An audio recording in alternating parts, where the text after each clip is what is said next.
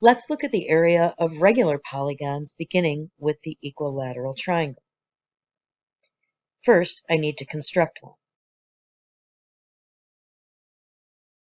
Now that we've constructed our equilateral triangle,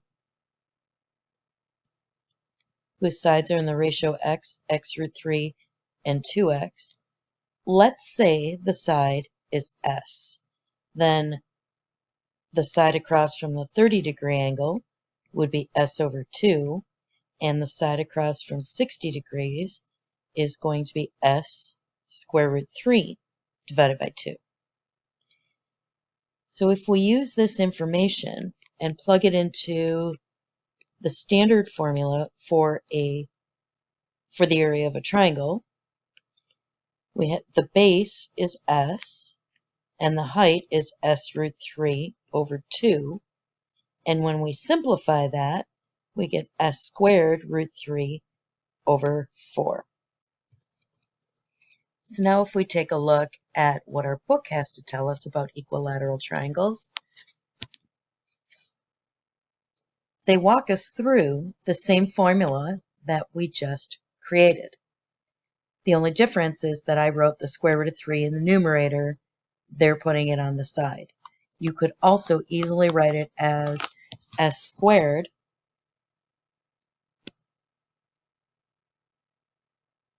times the square root of 3 over 4. Remember that, by definition, a regular polygon has congruent interior angles and congruent sides.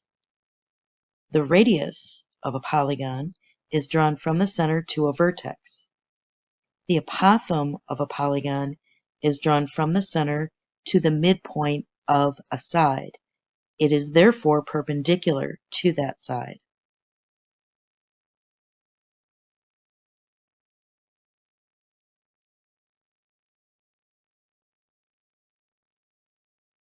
Some important observations about apothems and radii.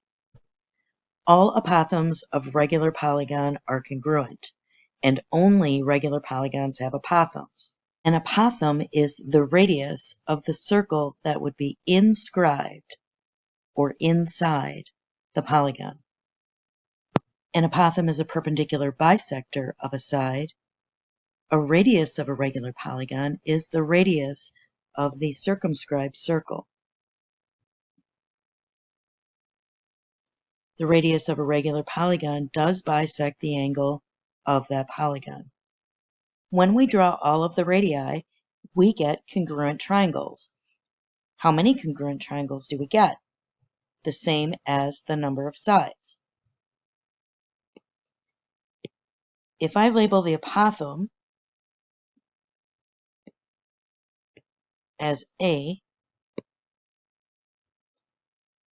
I know that's perpendicular to the side, so that's the height of the triangle, and that side is S. The number of sides times the length of the side equals the perimeter. And the area of this particular triangle is going to be equal to 1/2 the base, which is S, times the height, which is A. Then I would need to substitute the number of triangles that I have. So instead of taking each individual triangle and adding them together, the area of the polygon, regular polygon, is equal to 1/2 the perimeter times the apothem. And now we've written the formula that's shown in the next axiom. The area of a circle is pi times the radius squared.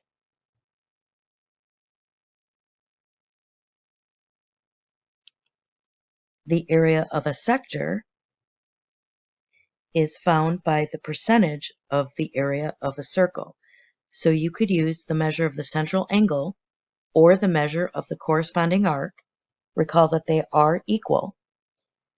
So if you take that measure divided by 360 times the area of the circle, you'll find the area of the sector. What's new in this section is a segment.